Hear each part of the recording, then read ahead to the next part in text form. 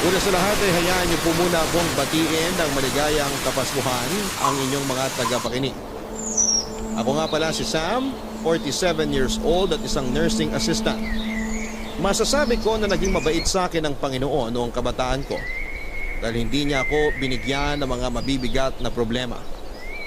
Lumaki ako na may kumpletong pamilya at komportableng buhay. Nabiyayaan ako ng mga tapat na kaibigan at nagkaroon ako ng maayos na edukasyon. Halos perpekto na ang buhay ko noon dahil pati sa love life ay sinuwerte ako. High school pa lamang ako noon nang nakilala ko ang asawa kong si Geneva. Fourth year high school ako noon samantalang first year high school naman si Geneva noong nagkakilala kaming dalawa. Magkatabi lang noon ang advisory rooms namin sa isang building kaya naman halos araw-araw ko siyang nakikita dati. Ang araw pa lamang ng pasukan ay nahumaling na agad ako sa kanya. Maganda sa Geneva, Papa Dudu. Prime and proper siyang tignan. Malinis mula ulo hanggang paa, lagi maayos ang buhok nito at walang gusot ang uniform niya at araw-araw na makintab ang kanyang sapatos. Niligawan ko siya, sinagot naman niya ako at isa kami sa mga couple sa school na kilala dahil swak na swak daw kami para sa isa't isa.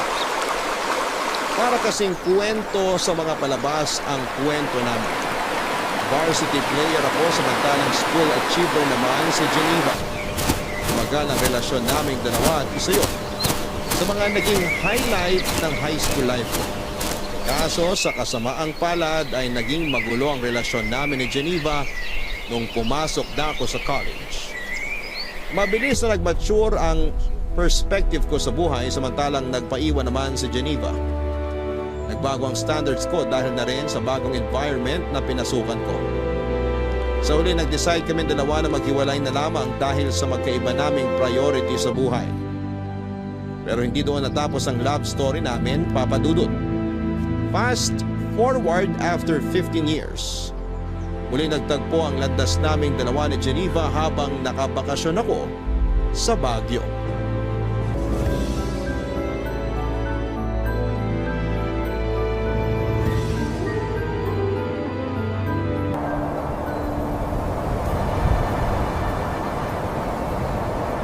Excuse me, kuya. Pwede po ba magpakuha ng picture? Picture? Sure, sige. Teka, Geneva? Oh my gosh! Sam! Ako nga! Uy, kumusta ka na? Okay naman! Eto, office girl na. Grabe, long time no see ah. Tagal na rin pala, no? Nung uli tayong nagkita. Oo nga, high school pa ako noon eh. 10 years na mahigit. Tama ba? 15 years to be exact. Ang galing! What are the odds na dito pa talaga tayo sa Baguio magkikita? Nakakatuwa nga eh. Kumusta ka na? Mabuti naman ako. Lisensyadong nurse na at gabi-gabing pagod. Ang galing! Saan ka nag-work ngayon? Sa public or private? Sa private ako, nursing assistant. I see. Sino naman kasama mo ngayon? Workmates, tsaka ilang kaibigan. Ikaw, nag-isa ka lang? Actually, kasama ko yung family ko nagbabakasyon. Kaso nasa Burnham Park sila ngayon eh. Gusto raw nilang mag-chill doon. Ako gusto ko mamasyal, kaya iniwan ko na lang sila. Nag-solo flight na lang ako kasi sayang yung oras. Marami kaya ako gustong pasyalan dito sa Baguio. Ilang araw ba kayo magsastay dito? 2 days lang. Last day na namin ngayon. Balik na kami sa Manila mamaya. I see. Kami naman, kararating lang namin. 3 days kami rito. Nice! Nakakit na ba kayo sa Benguet? Sa may strawberry farm? Hindi pa, pero plano namin pumunta dun mamaya. Punta kayo kasi in season ng strawberry ngayon. Pwede kayo mag-strawberry picking. Mas mura kaysa sa mga naka-display. Galing kami dun kahapon. Sige, sasabihan ko yung mga kasama ko mamaya. Nasaan pala sila? Bakit mag-isa ka lang ngayon dito? Nandun sila, bumibili ng souvenirs. Nagpaiwan na ako rito kasi ang ganda ng view. Oo nga eh. Napaka-peaceful, no? Tama, nakaka-relax. Ito yung maganda sa Baguio eh. Ang sarap sigurong manirahan dito. Maganda yung klima, tapos maganda yung environment, ang daming puno. Di ba nga, isa to sa mga lugar na gusto mong puntahan noon? Oo, tapos after 15 years, bago ko natupad yun. Wait, ngayon ka palang nakapunta rito sa Baguio? Oo, first time ko lang. Kaya nga sinusulit ko na eh. Mag-extend ka na lang kung gusto mo. Sama ka sa amin. Huwag na, uy! Nakakahiya. Tsaka hindi ko kilala yung mga kasama mo, baka ma-OP pa ako. Isa pa, may work na ako bukas. Sayang naman. Kung nalaman ko lang ng mas maaga na nandito ka pala. Kanina pa dapat kita in-invite. Paano mo naman malalaman yun na ilang years na tayong walang contact simula na maghiwalay tayo? Oo nga no. Hindi tayo friends sa Facebook. Hindi! Naging busy na rin kasi tayo sa kanya-kanya nating buhay since then. Tsaka hindi pa uso Facebook, no? Tapos nung sumikat yung Facebook, nawala na yung connection natin. Pero maganda naman yung naging hiwalayan natin, di ba? I mean, pareho tayo nag-decide na di nag-workout yung relasyon natin. Kaya tayo naghiwalay. Oo, busy ka na masyado sa studies mo noon. Samantalang ako, bilang first time makaranas ng puppy love, kinulang sa atensyon. Sa huli, nag-decide tayong tapusin na lang yung relasyon natin kaysa pareho tayong mabaliw. Yeah, ganun na nga yung nangyari. Pero at least, in good terms pa rin tayo kahit papaano. Hindi awkward, surprisingly. Kaya nga eh. Kumbaga, part na lang yun ng history natin. Totoo! So kung hindi ka busy, pa-picture naman ako. O sige, akin na. San ka ba? Dito banda, kunin mo yung view ha. Whole body ba? Ikaw na bahala. May tiwala naman ako sa'yo. Basta click-click mo na lang, tapos magpo-post na lang ako para marami akong pagpilian. Okay, sige. 1, 2, 3. Smile! Pagkatapos ng pagkikita namin yon ay hindi na nawala pa sa isipan ko si Geneva. Wala siyang pinagbago, prime and proper pa rin, katulad nung una ko siyang nakita sa unang araw ng pasukan. Hindi ko alam kung bakit pero sa muling pagkikita namin ay parabang may nabuhay sa puso ko noong araw na yon. Pagkawi sa hotel ay agad kong hinanap ang Facebook ni Geneva at doon ay inisto ko ang profile niya. Mangilan-ilan lang ang pictures niya online. Karamihan ay puro mga shared posts tungkol sa libro, pusa at mga travel destination.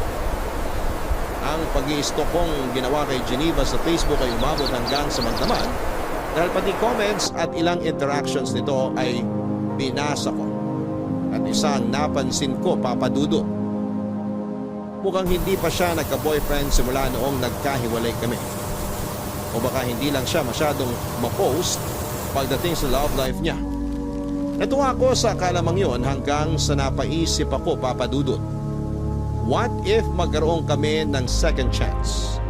Habang iniisip yon ay aksidente akong nakapag-react sa isa sa mga picture nito from 5 years ago. Bigla akong nakaramdam ng hiya. Dahil kapag nag-notify yon kay Geneva ay malalaman niyang ini-stalk ko ang account niya. Kaya bago pa man niya makita ang notification ay inunahan ko na siya. Dali-dali ko siyang inaad at saka nag-send ako ng message sa kanya. After 5 minutes ay in-accept niya ang friend request ko at nag-reply sa message ko. Pauwi na raw sila that time at sakto ang message ko dahil bored daw siya sa biyahe.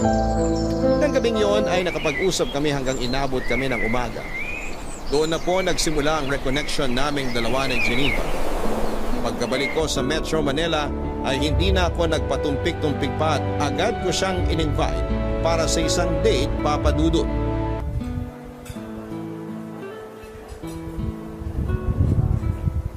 Heto, idagdag mo na sa bill. Wag na. Ako na. Total, ako naman yung nag-invite for dinner. Hindi, I insist. Hati na lang tayo sa gastos. Pagbigyan mo na ako kahit ngayon lang. Ikaw na lang taya sa sunod. Okay, sige. Bahala ka. Maganda rin yung style mo, ha? Anong ibig mong sabihin? Ganyan ba style mo para makakuha ng second date? Hindi ah. Kung gusto ko ng second date, mag-i-invite ulit ako. Hindi ko na hihintayin na yung babae ang mag-aya ng date. Bakit? Gusto mo ba ng second date? Wala namang kaso sa akin kahit ilang dates pa yan. Single naman ako eh. Ikaw, baka may problema sa'yo. Baka mamaya may girlfriend ka pala dyan tapos nakikipag-date ka pa sa ibang babae. Don't worry, wala akong girlfriend. Bakit naman? Ewan ko, baka napagod na rin ako sa dating scene. Hirap mag-alaga ng relasyon eh, lalo na kung di naman nag-work. Minsan, akala mo compatible kayo ng partner mo. Pero pagtagal, na-realize mo na hindi pala kayo swak. Well, part yun ng pakikipag-date eh. Trial and error, kumbaga. Kung hindi nag-work, wala kayong magagawa. Pero for me, nasa pag-aalaga yan ng dalawang tao. Kung hindi nyo kayang alagaan yung relationship nyo, hindi talaga kayo mag-work. Kaya nga sabi nila, huwag kang pumasok sa relasyon kung hindi ka pa ready. Kasi sa relasyon, give and take yan. Hindi pwedeng isa lang yung nagmamahal. Hindi pwedeng isa lang yung nag-effort. Parang pagsasayaw lang din yan. Para magkaroon kayo ng rhythm, kailangan nasa parehong tempo kayo.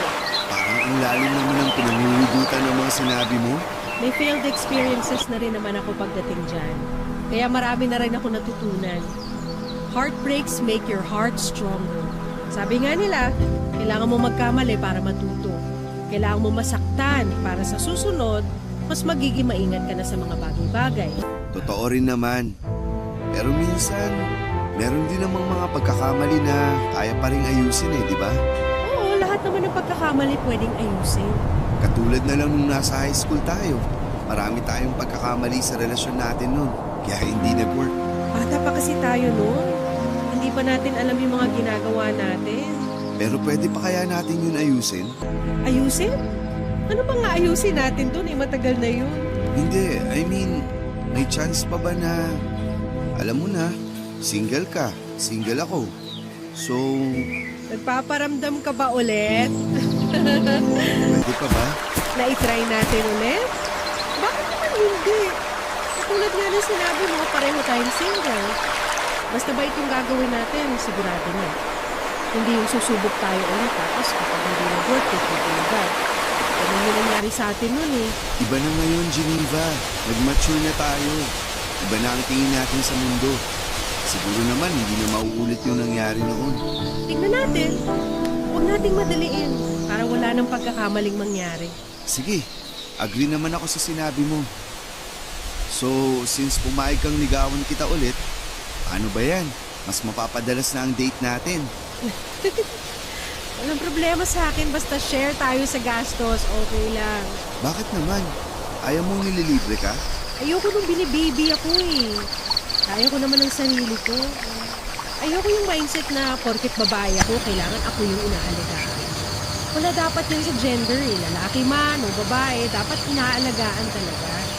Gusto ko may fair treatment sa relasyon. Dapat na i-reciprocate lahat yung efforts. Wow!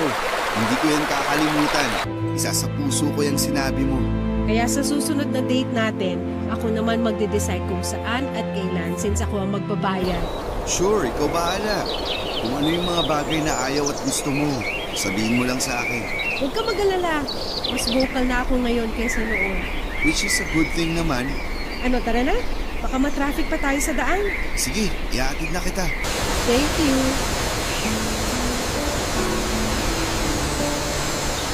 Papadudot willing naman si Geneva na subukan ulit naming buhayin ang dating relasyon namin na hindi nagtagal. Dahil masyado pa kami mga bata noon. Pareho naman kaming single noong time na yon kaya wala naman siguro masama kung bubuksan ulit namin ang mga puso namin para sa isa't isa. Sa loob ng 2 buwan ay niligawan ko si Geneva hanggang sa napasagot ko siya sa pangalawang pagkakataon. Maraming pinagkaiba ng naging relasyon namin noong time na yon kumpara noong bata pa lamang kami. Noong nasa high school pa lamang kami ay parang nangangapa pa si Geneva dahil first time lamang niyang magkaroon ng boyfriend. Ako naman dahil bata pa hindi rin ako gaanong nagseryoso pagdating sa pag-ibig. Pero that time, noong nagkabalikan kami matapos ang mahabang panahon, ay di hamak na mas nag-mature na ang pagtingin namin sa mundo. Wala nang mga mababaw na misunderstanding. At kapag nagkakaroon kami ng problema, ay mas malawak na ang pag-iisip at pang-unawa naming dalawa. Papadudod si Geneva yung tipo ng tao na mabait sa mabait pero kayang-kaya rin niyang alagaan ng sarili niya. May sarili siyang prinsipyo at kaya niyang ipaglaban ang sarili niya nang hindi nang lalamang ng tao. Sobrang in love ako sa kanya noon, kaya hindi ko tuloy maisip kung bakit nagawa ko siyang hiwalayan. Noong mga bata pa lamang kami. Sa mga sumunod na taon ay naging maayos ang relasyon naming dalawa. Nabalance namin ang personal life at buhay pag-ibig. Sabi nila hindi kayang pagsabayin ang mga tawang karir at love life, pero sa kaso naming dalawa ni Geneva ay nakaya naming gawin yun. Nasa tao lang talaga ito kung nasa maayos ba na lugar ang priorities nila sa buhay. Sabi ni Geneva, alam namin ang lugar namin, estado ng relasyon, at ang mga goal namin sa buhay kaya kami nagtagal. At sa pagsasama namin yon ay nagkaroon ng blessing noong nagdalang tao si Geneva, Papa Dudut. Bago pa man ipanganak ni Geneva ang panganay namin ay naisipan naming magpakasal. Simpleng wedding lang ang naganap at tanging kamag-anak at close friends lang ang dumalo sa kasal. Naisip kasi namin, Papa Dudut, na mas magandang maging praktikal na lamang. Ang importante naman sa kasal ay ang pag-iisang dibdib namin ni Geneva at hindi ang mga damit o kung anumang maranyang pagkakagastusan. Sa halip kasi na sa kasal ubusin ang ipon namin ay mas magandang gastusin na lamang namin ito para sa mga pangangailangan ng baby namin. Baby boy ang ipinagkaloob sa aming anak na pinangalanan naming Joseph. Ilang bagong magulang ay mahirap ang naging adjustment namin ni Geneva. Wala kaming kaideya-ideya kung papaano ba bumuhay ng isang bata dahil hindi pa naman namin ito naranasan. Hirapan man ay mabilis din naman naming natutunan kung paano ang maging magulang kay Joseph. Sa tulong na rin ng mga kakilala at mga nababasa namin sa internet. Noong first time ngang magkasakit ni Joseph ay halos hindi kami nakatulog ni Geneva dahil buong magdamag namin siyang binabantayan. Mabuti na lamang at may kaalaman ako sa medisina. Kahit paano ay kaya kong bigyan ng karampatang first aid ang anak namin kapag nagkakaroon ito ng sakit. Pero dumating ang araw kung saan ay nagkaroon ng mataas na lagnat si Joseph. Dahil hindi naman namin malaman kung ano ang nararamdaman nito, ay minabuti naming dalhin na lamang sa ospital ang anak namin para masuri siya ng doktor, Papa Dudut. Ilang oras pa kaya bago natin malaman kung ano yung sakit ni Joseph? Maya-maya lang, meron na silang findings. Malalaman ba talaga nila kung anong problema kahit x-ray lang yung kinuha? Actually, for confirmation lang minsan yung x-ray. Katulad sa pneumonia, kapag na-check na ng doktor yung bata based sa symptoms, may initial findings na sila. Magdadagdag lang sila ng iba pang tests para makonfirm kung tama yung diagnosis nila. Pneumonia kaya yung sakit ni Joseph? Yun din ang hinala ko eh. Pero paano naman mahahawa si Joseph ng sakit kung hindi naman natin siya inilalabas? Nasa bahay lang kami lagi eh. Yan din ang palaisipan sa akin eh. Pero, naaalala mo pa ba last week nung nagpunta tayo kina mama at papa? Nung bumisita tayo sa bahay niyo? Oo. Masyadong naaliw yung mga kamag-anak ko dun. Pinagpasapasaan nila si baby. Pwedeng dun siya nahawa ng virus o bacteria. Grabe. Ganun ba kadaling mahawa ang bata? Akala ko ba malakas ang immune system ng mga baby? Malakas ang immune system nila.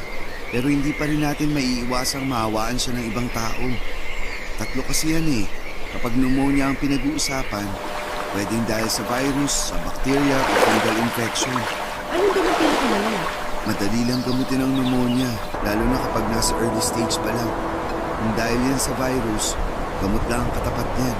Sana bumalik na yung doktor. Kanina pa ako nag-aalala eh. Nasa ospital na tayo. Sila na ang bahala kay baby. Magtiwala ka na lang sa kanila. Alam nila ginagawa nila. Ganito pala maging magulang, nakaka-stress. Ngayon, gets na natin kung bakit napaka-overprotective sa atin ng mga magulang natin noon. Oo nga eh. Akala ko noon, OA lang sila. Pero ngayong ako na mismo yung nasa lugar nila, overthink talaga ng malala. Tama nga yung sinasabi nila na gagawin ng magulang ang lahat para sa kapakanan ng kanilang anak. Tsaka lang talaga mababago ang perspective mo kapag nagkaanak ka na mismo. Sa susunod, mas maging maingat na lang tayo pagdating kay Joseph. Huwag muna natin siyang iharap sa maraming tao. Lalo na ngayon, ang daming sakit na nagkalat dyan. Mahirap din namang sisihin yung mga kamag-anak mo kasi first time lang din naman nilang makita si Joseph nung nagpunta tayo dun. Oo, gets ko rin naman sila. Hindi ko naman sila sinisisi. Hindi ko lang din kasi inaasahan na mahahawaan siya ng sakit doon. Next time, alam na natin kung anong gagawin. Nangangapa pa tayo eh. Kaya hindi talaga maiiwasang magkaroon ng pagkakamali. Hirap talaga. Kapag may buhay nang nakaasa sa'yo. Nasanay na ako dyan. Marami ng buhay ang inasa sa akin sa ospital eh. Siyempre, nurse ka. Pero iba pa rin kapag buhay na ng kadugo mo yung nakaasa sa'yo eh. Sa inyo, okay lang kahit anong mangyari kasi hindi niyo naman kakilala yung mga inaalagaan yung pasyente. Hindi ganun yun. Hindi porket hindi namin kamag-anak yung mga pasyente namin, hindi na kami apektado. Apektado pa rin kami kasi syempre, tao pa rin yun eh. Tao rin kami. At kapag nagkakaroon kami ng pasyenteng hindi nakakasurvive, mabigat din yun sa dibdib. Pero proud ako sa profession mo. Kayo yung isa sa pinaka-importanting tao sa mundo ngayon dahil kumbaga, kayo yung nagbibigay ng second chance sa mga tao lalo na kung life and death situation yung pinag-uusapan. Kaya nga ako pumasok sa medical field dahil dyan eh. Ano kayang update? Mako-confine kaya si Joseph? Tanungin mo na kaya, total kakilala mo naman yung doktor niya. Sige. Ikaw na muna magbantay kay Joseph. Makikibalita lang ako sa labas. Okay, sige.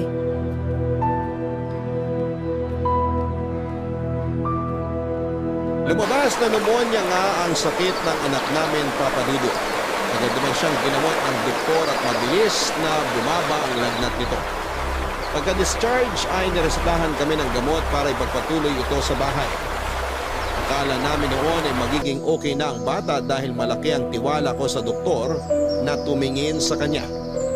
Pero sa mga sumunod na araw ay biglang bumalik ang lagnat nito at mas lumala pa ang estado ni Joseph. Overnight ay bigla itong nahirapang huminga at nagsimulang magsusuka.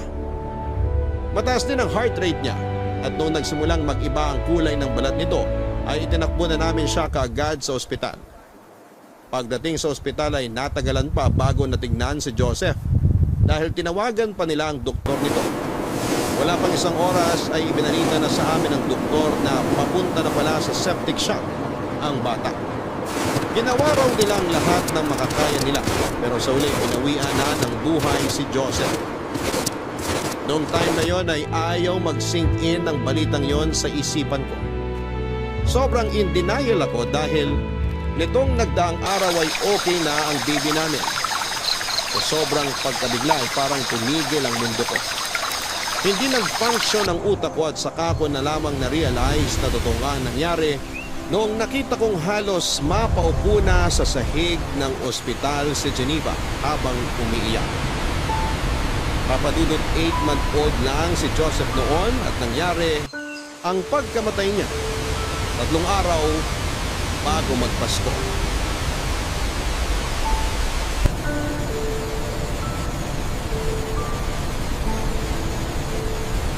Geneva, okay ka lang? Hindi. Hindi ako okay, Sam. Bukas na ang libing ng anak natin, paano ako magiging okay? Ayaw mo bang magpahinga na muna? Maaga pa tayo bukas. Hindi ako pagod. Buong araw lang naman ako nakaupo rito sa tabi ng kabao ni Joseph eh. Bakit ko kailangan magpahinga? Baka lang gusto mo magpalit muna tayo ng pwesto. Ako muna magbabantay dyan. Para kung gusto mo mag-unat ng katawan o kumain, maligo, matulog. Ilang araw ka ng puyat eh. Hindi ako aalis dito. Hindi ko iiwan ang anak ko. Geneva, Ano bang gusto mong gawin ko, Sam? Kaya mo na muna ako rito. Gusto ko ba makasama ang anak ko? Bakit ba? concerned lang naman ako sa kalusugan mo eh. Ayoko magkasakit ka. Mas maganda nga yun eh, para mamatay na rin ako. Geneva naman. Ginawa ko naman lahat eh. Naging maingat naman akong ina. Naging maalaga naman ako. Hindi naman ako nagpabaya eh. Oo, alam ko. Naging mabuti kang nanay kay Joseph. Alam ko yun kasi nakita ko mismo kung paano mo inalagaan ang anak natin. Pero bakit?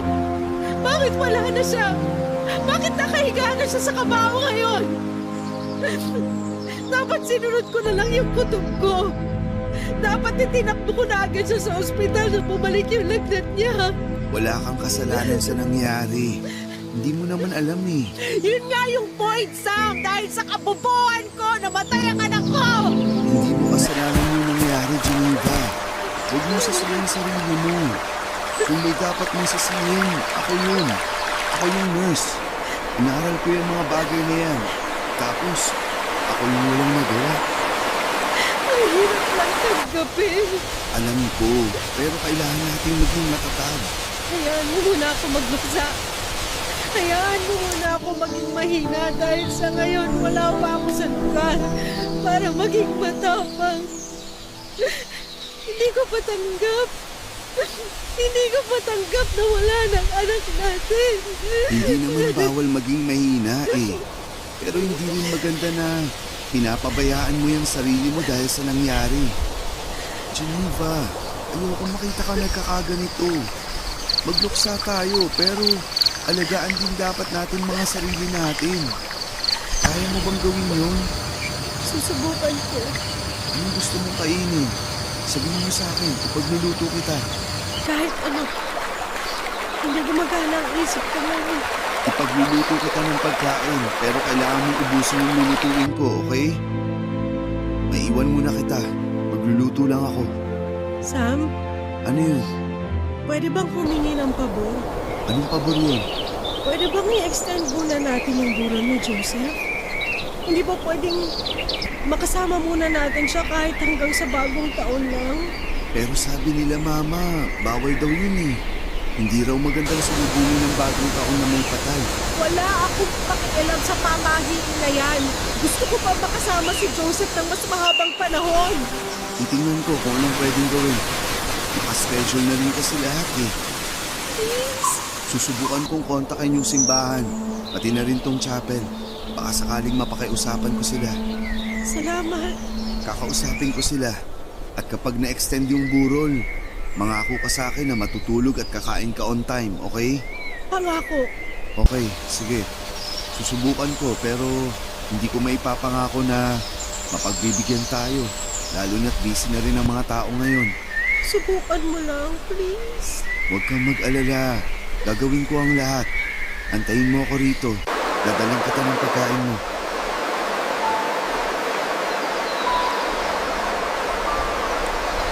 Malaki ang naging epekto ng pagkawala ni Joseph sa relasyon naming mag-asawa, Papa Dudut. Para bang sa mga sumunod na buwan ay hindi na namin na-enjoy ang buhay. Noong nagbagong taon nga ay sa halip na mag-celebrate ay natulog na lamang kami ng maaga. Hindi kaya ng puso naming salubungin ang bagong taong wala na ang anak namin. Pakiramdam kasi namin ay parang wala kaming karapatang magsaya dahil napabayaan namin si Joseph. Mabuti na lang at noong oras na yun, sobrang napanghihinaan kami ng loob ng asawa ko ay nandoon ang mga kamag-anak at kaibigan namin na naging sandalan at suporta namin sa aming pagluluksa. Sa mga sumunod na taon ay parang lagi nang may puwang sa buhay namin na hindi mapunan-punan. Hindi namin namamalaya na dahil sa nangyari ay unti-unti na naming napabayaan ni Geneva ang pagsasama namin. Bawat araw ay naging mabagal. Saka na lang kami napapanatag tuwing natutulog kami dahil yon lang yung time na hindi namin nararamdaman ang sakit ng pagkawala ng anak namin. Pero tuwing gumigising kami, agad din kaming binabalot ng lungkot. Matagal bago namin natanggap ang katotohanan na matagal bago namin napatawad ang mga sarili namin. Sa mga panahon na nagluluksa kami, ay nalayo ang loob sa akin ni Geneva. Nagbago ang ugali nito. Naging malungkot din siya at tahimik at doon ko napansin na nagpatuloy ang pagkasira ng pamilya namin simula noong namatay si Joseph, Papa Dudut. Dahil sa mababang moral naming pareho ni Geneva, napabayaan namin ang buhay namin bilang mag-asawa. Parang bumabangon na lamang kami para gawin ang mga dapat gawin. Ako mismo ang nakasaksi kung papaano unti-unting nawala ang ningning sa dating masayang mga mata ng asawa ko. Inamin sa akin ni Geneva na para bang wala na raw purpose ang buhay niya. Trabaho niya ang maging ina sa anak namin pero hindi man lang daw niya nagawa yun ng maayos. Siyempre, Papa Dudut, hindi ko hinayaang ganon ang maramdaman ni Geneva. Araw-araw kong pinapaalala sa kanya kung gaano siya kabuti at kagaling na ina. Walang may gusto sa nangyari at kahit anong pagsisisi pa ang gawin namin, ay hindi na nito may babalik pa ang buhay ni Joseph. Kung sabayan ko si Geneva sa kanyang kalungkutan ay hindi maghihilom ang mga sugat namin. Kaya ako na ang kusang bumangon para tulungang makatayo at makabalik sa dati ang asawa ko.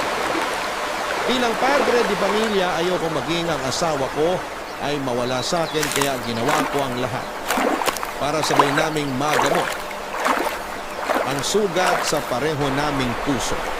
Ipinangako ko sa sarili ko na hindi ko hahayaang ilahin kami pababa ng trahedyang nangyari sa buhay namin. Ako ang nagsilbing motivation ni Geneva para magsimula ulit at hindi ako pumayag na hindi ko may babalik ang dating Geneva na malakas, matapang at puno ng positibong pananaw sa buhay.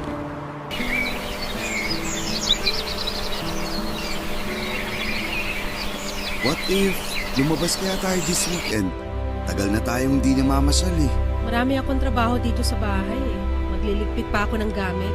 Eh di sa susunod na weekend, kung kailan hindi ka busy, sabihin mo lang sa akin para makapagpaalam ako sa trabaho. Wag na. Wala pa ako sa mood magsaya ngayon. Tulungan na lang kita. Ano ba yung mga ginagawa mo? Nagliligpit ng ano? Basta, tapos na akong kumain, maiwan na kita rito ah. Maliligo pa ako. Sandali, tapos ka na? Hindi man lang nabawasan yung pagkain sa pinggan mo ah. Hindi ako masyadong gutom. Wala akong gana. Kahapon yan din ang sinabi mo. Wala nang nutrients na nakukuha yung katawan mo. Kaya lagi kang walang gana sa ibang bagay. Sam, alam natin ang dahilan kung bakit wala akong gana sa buhay ngayon. Alam ko, pero hanggang kailan mo gagawin to? Hanggang kailan mo planong pausahan yung sarili mo dahil sa nangyari? Hanggat kailan ko gusto. May problema ba no? Oo, marami. Hindi maganda tong ginagawa mo sa sarili mo. Sabi mo magluksa ako hanggat kailan ko gusto. Hanggang ngayon nagluluksa pa rin ako sa pagkamatay ni Joseph. Ngayon bawal bang gawin yun? Hindi naman yun ang ibig kong sabihin. Ilang buwan na yung lumipas. Kahit sana naman may makita akong improvement. Huwag mo akong pangunahan sa mga nararamdaman ko kasi hindi mo alam kung ano yung araw-araw na tumatakbo sa isipan ko. Nawalan din ako, Geneva. Masakit din para sa akin yung nangyari. Oo, anak mo siya. Nakasama mo siya ng 8 buwan. Pero ako, mas mahaba ang pinagsamahan namin ni Joseph dahil dinala ko siya ng 9 na buwan bago natin siya nakasama. Magkaiba tayo ng nararamdaman, Sam. So ano to? Kompetensya na kung sino yung mas matagal na kasama ng bata? Ikaw naman na nagsimula eh. Hindi porket tanggap mo na wala na si Joseph, ibig sabihin nun ay matatanggap ko na rin yung nangyari. May kanya-kanya tayong proseso ng pagluluksa at magluluksa ako hanggat kailan ko gusto. Hanggat nabubuhay ako, hindi ko matatanggap na wala na ang anak ko. Sorry, hindi kita pinipilit na tanggapin ang nangyari. Hindi rin totoo na nakamove on na ako mula sa pagkawala ni Joseph.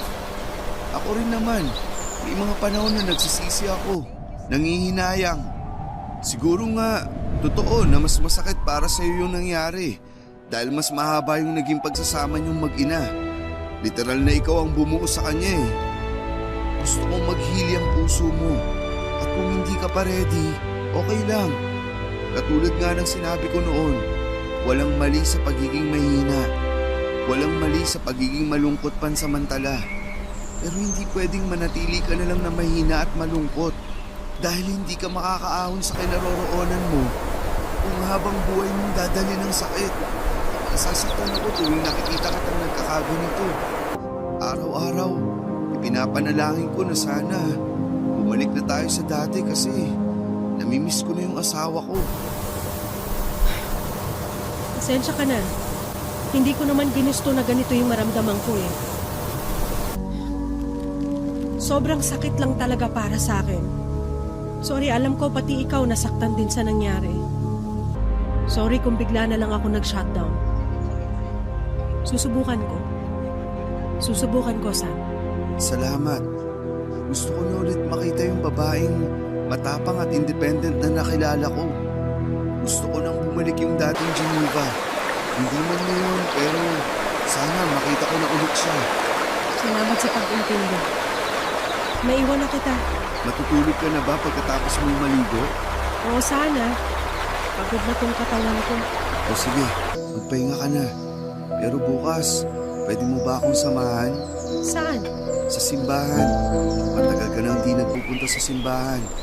Samahan mo ako bukas. Okay, sige. Sasamahan kita.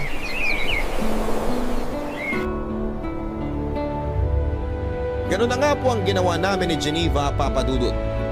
Nagtulungan kami para makabangon mula sa nangyari sa aming pamilya. Pilit naming kinalimutan ang masamang pangyayaring yon sa buhay namin at sinubukan itong ibaon na lamang sa nakaraan sa pamamagitan ng paggawa ng bagong memories. May times na nagkakaroon kami ng relapse, lalo na tuwing may mga importanteng okasyon sa buhay namin at naaalala naming hindi na kami kumpleto. Pero time heals, ika nga nila. Dahil unti-unti ay natanggap din namin ang katotohanan na wala na talaga si Joseph. Nag-focus ako sa trabaho para makalimot, samantalang si Geneva naman ay naghanap ng mga bagong pagkakabalahan para maibsan ang kanyang pangungulila. Thankfully ay nagkaroon ng magandang balita sa buhay namin matapos ang mahabang kalungkutan noong nalaman naming buntis si Geneva. Sobrang saya naming pareho dahil nagkaroon kami ng second chance para maging magulang ulit. That time, babae naman ang naging anak namin, Papa Dudut, at pinangalanan namin itong Lorraine. Sa pagkakataong yun, ay doble-doble na ang ginawa naming pag-iingat para sa pangalawang anak namin. In-spoil namin siya sa lahat ng bagay, ginawa namin ang lahat para hindi na maulit pang nangyari kay Joseph. Kaunting kagat lang ng insekto o lamok ay agad naming ginagamot ang bata. Mapaubo man o sipon, sakit ng tiyan at kung ano-ano pang tipikal na sakit ng bata ay nagiging okay na kami pagdating doon dahil ayaw na naming maulit pa ang nangyari noon. Sa kabutihang palad ay napadaki naman namin maayos na bata si Lorraine sa sumunod na 9 na taon, Papa Dudut.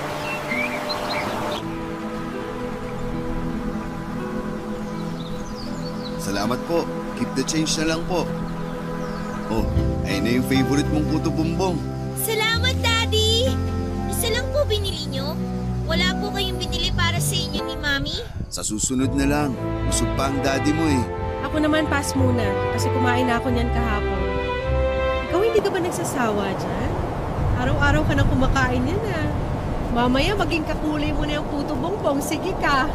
Never po ako magsasawa sa puto bumbong. Ito na po yung best food sa buong mundo. Ay sus, basta talaga simbang gabi. Automatic na may kasamang puto bumbong, no? Kaya nga mas maaga pa itong nagigising kaysa sa atin eh. Puto bongbong lang yata habol mo kaya ka nagsisimbang gabi. Hindi po. Siyempre, nagpupunta po ako sa church para mag-pray kay Jesus. Ano namang pinipray mo? Na ano po, sana po maging healthy kayong dalawa ni Mami. Sweet naman ang baby ko. Alam mo ba na pag makumpleto mo raw ang simbang gabi, grant yung wish mo ngayong Pasko? Talaga po? Oo.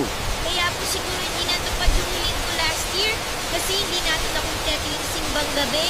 Teka, hindi ba natin nakumpleto yung last year? Hindi yata. Hindi ko na rin maalala eh.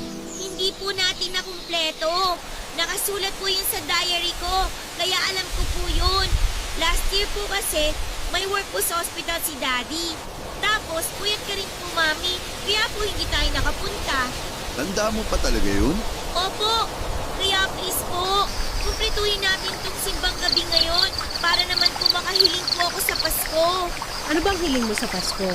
Secret po, baka po hindi magkatotoo eh. Sabihin mo na. Promise ko.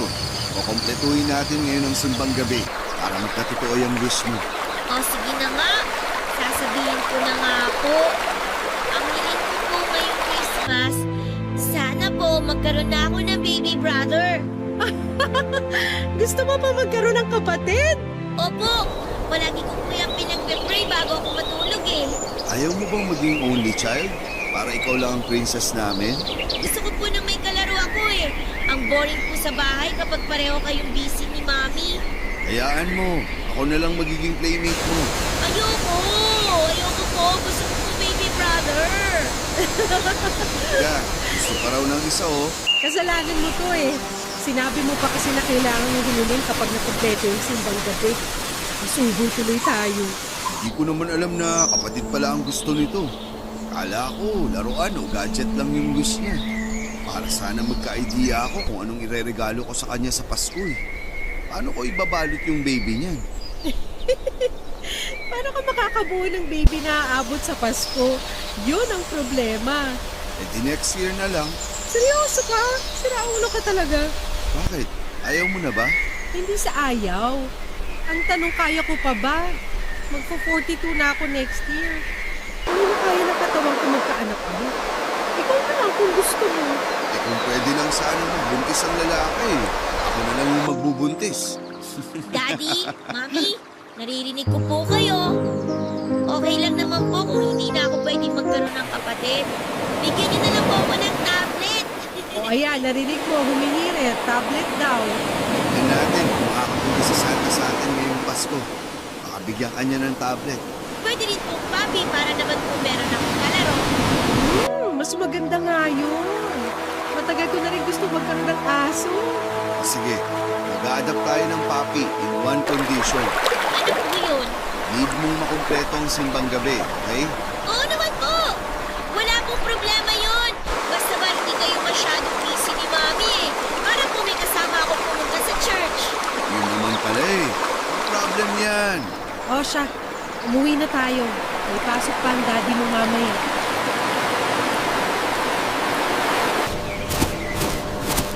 Simula pagkabata, Pasko na ang pinaka-paborito kong holiday sa buong taon. Yun kasi yung panahon kung kailan overwhelming ang saya na nararamdaman ng buong pamilya namin. Pagkaramdam namin ay napaka-positibo ng lahat. Puno ng energy at lahat ng tao'y masaya't nagdiriwang. Taon-taon ay sinisiguro kong nagkakaroon ako ng time na makasama ang pamilya ko lalo na tuwing Noche Buena. Naging bonding time na namin bilang pamilya ang paghahanda ng pagkain at pagkakaroon ng family bonding habang nag-aantay na sumapit ang alas 12. Minsan nagmo-movie marathon kami. May pagkakataon naman na naglalaro kami ng board games. Every year ay sinisiguro naming mas enjoy ang bawat Pasko kesa sa nakaraang taon. Pagsapit ng Noche Buena, salo-salo kaming kumakain sa mga masasarap na handa at tuwing nangyayari yon, isang bakanting upuan ang inilalaan namin sa hapagkainan para sa anak naming si Joseph. Wala na siya sa buhay namin pero gusto namin ni Geneva na tuwing Pasko ay may espesyal na lugar ang panganay namin sa aming pamilya. Sa ganong pagkakataon ay nararamdaman namin na mas buo kami bilang pamilya. Gusto naming ipakita na kailanman ay hinding-hindi mawawala sa puso namin si Joseph. Pero papadudot ang hindi ko inaasahan noong taong yun. Sa halip na isang bakanting upuan lang ang kailangan kong ihanda sa pagsapit ng Pasko, ay 2 upuan pala ang mababakante sa mismong araw ng Noche Buena. Katatapos lang ng simbang gabi noon, tuwang-tuwa si Lorraine dahil sa wakas ay makakapag-wish na siya dahil nakompleto na niya ang pagsisimba simula noong nagsimula ang simbang gabi. Dala ang paborito ni Lorraine na puto bongbong ay pauwi na kami noon at nagdesisyon na kung ano ang mga pelikula na papanoorin namin buong araw habang naghihintay para sa Noche Buena. Nakahanda na rin ang grocery list ni Geneva dahil marami siyang planong lutuin noong araw na yon. Sobrang saya ko noon dahil kompleto ang pamilya ko. Wala kaming problema, wala kaming inaalala. Ang mga regalo namin para sa isa't isa ay nakabalot na at naghihintay na sa bahay. Nakaredy na rin ang mga pailaw na sisindihan namin pagsapit ng hating gabi. Habang binabagtas namin ang daan pauwi at nakikinig sa mga classic na Christmas songs, ay isang pick-up ang biglang bumangga sa sasakyan namin. Napuruhan ang likod ng sasakyan kung saan ay nakaupo si Lorraine. Pagkaramdam ko sa impact ng banggaan ay biglang lumubog ang puso ko. Agad na pumasok sa isipan ko ang anak ko. Natakot ako para sa kanya at biglang na numbalik ang bigat ng puso ko 9 years ago nung nabalitaan kong patay na si Joseph. Ayokong mangyari ulit yon, Papa Dudut, pero yon ang nasa isip ko habang nagpapaikot-ikot ang sasakyan namin. Kahit nahihilo ay agad akong lumabas ng sasakyan para i-check ang anak ko. Duguan nito at wala nang mana. Agad ako nagsigawa ng first aid samantalang tumawag na noon ng tulong si Geneva. Mabilis kami nakarating sa ospital at doon ay agad na binigyang lunas ang anak namin. Sam, okay ka na ba? Oo, na-dislocate lang tong braso ko pero hindi na kailangang operahan. Mabuti naman. Ikaw, okay ka lang ba? Wala ka bang sugat? Wala, may ilang galos at pasalang ako. Malaking tulong yung suot kong seatbelt kaya hindi ako napuruhan. Salamat sa Diyos at okay ka lang. Eh si Lorene, Wala pa siyang malay. Natahina yung sugat niya sa braso. Tinamaan siya ng bubog eh. Pinukunan na siya ng CT scan ngayon para malaman kung may internal damage ba siya. Diyos ko, bakit ba ito nangyari kung kailan magpapasko? Kasalanan ko to eh. Aksidente yung nangyari at wala kang kasalanan doon. Huwag mong sisihin ang sarili mo. Maayos na naging pagpapatakbo mo ng sasakyan. Kung may kailangan managot, dapat yung pick-up yun. Hindi nagminol sa intersection yung driver eh. Ano palang balita tungkol doon? Kumusta yung mga sakay ng kabilang sasakyan? Wala naman daw napuruhan sa kanila. Nakausap ko yung driver. Nandito rin sila sa ospital ngayon. Maya-maya may pupuntang pulis dito para mag-imbestiga. Gusto ko silang makausap. Nasaan sila? Sam, wag na. Pasko ngayon. Malala na itong nangyari sa atin kaya hayaan mo na lang muna sila. Paano ngayaan? Eh hanggang ngayon wala pang malay ang anak natin dahil sa kanila. Nasira raw yung brake ng sasakyan nila. Nakausap ko na. Humihingi na sila ng tawad sa nangyari. Tutulong naman daw sila sa mga gastos natin dito sa ospital. Hindi nila tayo tatakbuhan. Dapat lang. Kapag may nangyari talaga kay Lorene, pananagutin ko sila. Walang mangyayaring masama kay Lorene. Magtiwala ka lang sa Diyos. Sabihan mo ako kapag nandito na yung mga pulis. Gusto ko magsampa ng kaso sa mga bumangga sa atin. Reckless driving yun. Sam, wag mo na munang isipin yan. Mag-focus na lang muna tayo kay Lorene. Hindi maganda na galit at sama ng loob yung nananaig sa emosyon natin ngayon. Ang kailangan natin, kumalma, okay? Uminahon ka muna. Dapat nasa bahay na tayo ngayon eh. Dapat nagpe-prepare na tayo para sa Noche Buena. Hindi dapat tayo nandito ngayon. Wala na tayong ibang magagawa kundi harapin kung ano man tong nangyayari sa atin ngayon. Kapag bumalik na si Lorene, pwede naman nating dalhin yung handa natin dito, di ba? Dito tayo mag-celebrate ng Pasko. Paano tayo makakapag-celebrate kung ganito ang estado natin ngayon? Kung gusto, may paraan. Pwede tayo mag-celebrate kahit ganito ang nangyari sa atin. Pero paano kung may masama? Huwag isipin yan. Walang mangyayaring masama kay Lorene, okay? Makakaligtas siya. Hindi ko kakayanin, Geneva. Pag mawala na naman tayo ng anak, huwag naman sana. Hindi na tayo mawawalan. Hindi ako papayag na mangyari ulit yun. Natuto na tayo sa nangyari dati, di ba? Gawin natin ang lahat para maligtas si Lorene. Magtiwala tayo sa mga gumagamot sa kanya at manalig tayo sa Diyos. Tsaka malaki raw yung naitulong ng first aid na ginawa mo sa kanya kanina eh. Napahinto mo agad yung pagdurugo ng sugat niya eh, kaya hindi siya gaanong nawalan ng dugo. Mabuti naman kung ganun. Natawagan mo na ba sina Mama at Papa? Alam na ba nila yung nangyari? Oo, na-update ko na sila. On the way na raw sila. Nagpadala ako ng damit para makapagbihis tayo. Sabihan mo silang mag-ingat. Oo, papaalalahanan ko ulit sila mamaya. Halika na, pumunta na lang muna tayo sa kwarto ni Lorene. Doon na tayo maghintay. Sige, ikaw, wala bang masakit sa'yo? Magpacheck ka muna kaya. Okay lang ako, walang masakit sa akin. Sure ka? Oo, na-check mo na ako kanina, di ba? Gusto ko lang makasiguro. Huwag mo na akong alalahanin. Okay na okay ako. Nang gabing yon ay sa ospital na kami nag-celebrate ng Pasko. Malaki pa rin ang pasasalamat ko dahil kahit sugatan ay kumpleto at safe na ang pamilya ko. Labis-labis ang pasasalamat ko sa Panginoon noon dahil okay ang anak ko. At hindi ito nagkaroon ng internal injury na unang ikinabahala ko, Papa Dudu. Akala ko talaga noon ay mawawalan na naman ako ng anak. Kapag nangyari yun ay hindi ko na talaga kakayanin. Baka mabaliw na lamang ako. Habang nagpapahinga sa ospital ay bigla akong ginising in Geneva at matapos ng noon ng kasiyahan matapos mag-celebrate ng Pasko ang lahat. Mag-uumaga na noong sabihan ako ni Geneva na hindi maganda ang pakiramdam niya. Bigla na lang itong nagsusuka. Masakit daw ang ulo niya at nahihilo siya. Saka lang nag-sink in sa akin ang isang realisasyon. Sa sobrang pag-aalala ko kay Lorraine ay hindi ko na nag-check ang asawa ko pagkatapos ng aksidente. Wala din naman kasi siyang anumang matinding sugat na tinamo maliban sa mga pasa at galos. Sa katunayan ay siya pa ang nagbantay sa amin habang pareho kaming ginagamot ng mga doktor ni Lorraine. Akala ko ay okay lang ang asawa ko. Pero noong nalaman kong may masama itong nararamdaman, ay agad akong nagpatawag ng nurse. Bago pa man sila makarating ay nawala na ng malay si Geneva at nag-seizure na siya, Papa Dudut. Agad siyang tinignan ng doktor at makaraan ng ilang oras ay dumating sa akin ang balitang wala na ang asawa ko. Nagkaroon daw siya ng internal bleeding sa utak at huli na ang lahat.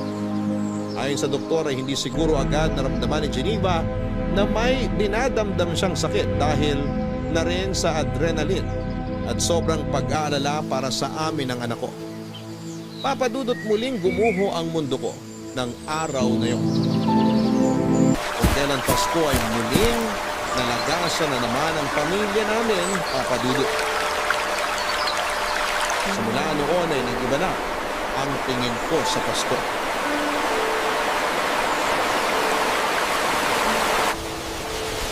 Daddy, sisindihan mo na ba yung kandila para kina Mami at Kuya Joseph? Okay, sindihan mo na. Pre-prepare ko lang tong Big Mac.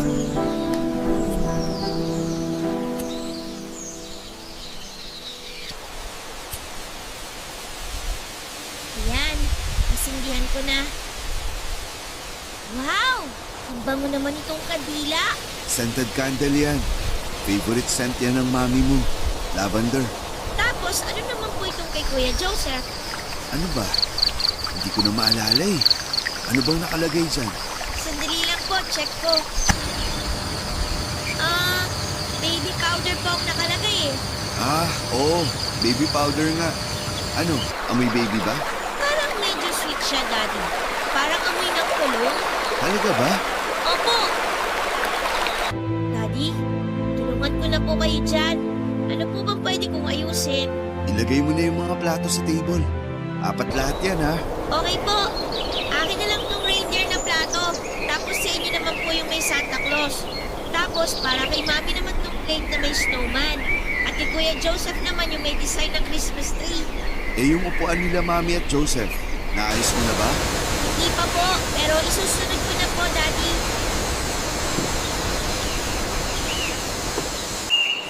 Yan, complete na. O heto, ready na rin yung pagkain natin. Maupo ka na. Sige po. Ang konti lang ng food natin ngayon, Daddy, no? Tayo lang naman ang kakain eh. Ano, kain na tayo. Para makanood tayo ng fireworks mamaya. Sige po. Oh, pray muna tayo bago kumain. Sige po, Daddy. In the name of the Father, and of the Son, and of the Holy Spirit. Amen. Panginoong Diyos, maraming salamat po sa biyaya ng buhay at sa mga pagkain ipinagkaloob ninyo sa amin. Sa gabing ito ng bisperas ng Pasko, kami po'y nagpapasalamat sa pagdiriwang ng pagdating ng aming tagapagligtas, si Jesus. Naway maging daan ang aming pagtitipon para magkaisa sa pagmamahal, pagkakaisa at pagpapatawad. Pagpalain po ninyo ang aming pagkain at ang bawat isa sa amin. Sa pagkakataon ito, inaalala rin po namin ang mga mahal naming pumanaw. Lalo na po sa araw nito, sa anibersaryo ng pagpanaw ni Geneva at Joseph. Kami po'y nagdarasal para sa kanilang mga kaluluwa.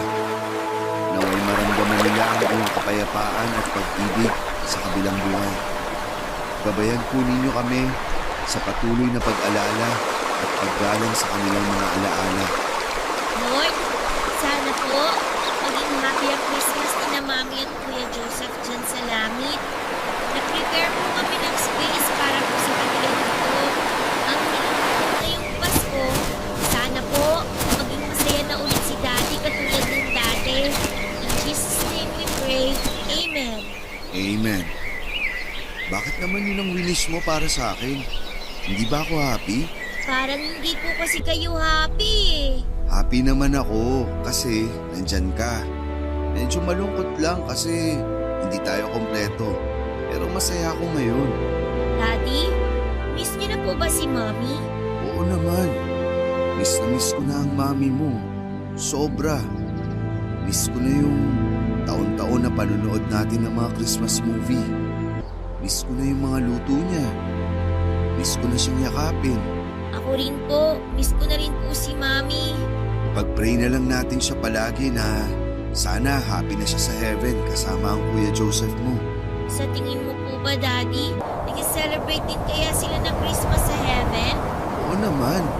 Sigurado akong magkasama sina Mami at Joseph doon ngayon. Nasa isang table din sila katulad ng ginagawa natin. Tapos, may 2 upuan din sila doon para sa atin katulad dito. Na may 2 upuan din sila na naka-ready. Tapos sabay po tayo nagsa-celebrate at kumakain? Oo, parang gano'n na nga. Hindi man tayo magkakasama, pero parang kasama na rin natin silang nagsa-celebrate.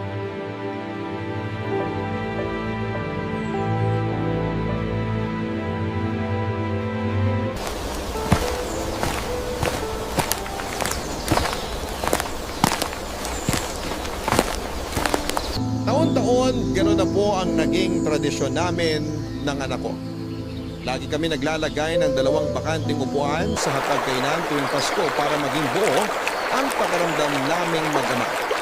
Weird man para sa iba pero yun na rin ang tanging naisip namin para makaliwas sa kalungkutan na maaari naming maramdaman sa pinaka-importanting araw sa buhay namin. Nakakalungkot man, na 2 death anniversary ang taon-taon naming inaalala tuwing Pasko. Pero sinisiguro naman namin ng anak ko na kapag nagdiriwang kami ng Kapaskuhan ay walang lugar ang kalungkutan sa puso namin sa mga oras na yon. Papadudot, hindi na po ako nakapag-asawang muli at kung ako ang tatanungin ninyo ay wala na akong plano mag-asawa pa. Ang pag-ibig ko ay para kay Geneva ay mananatili na sa puso ko habang buhay at hindi ko na ma-imagine pa na ibigay ito sa ibang babae. Kung meron man akong pagbibigyan nito ay walang iba kundi para na lamang sa anak kong si Lorene. Marami pa kaming pagdadaan ng 2 at pinapangako ko sa anak ko na ibibigay ko ang lahat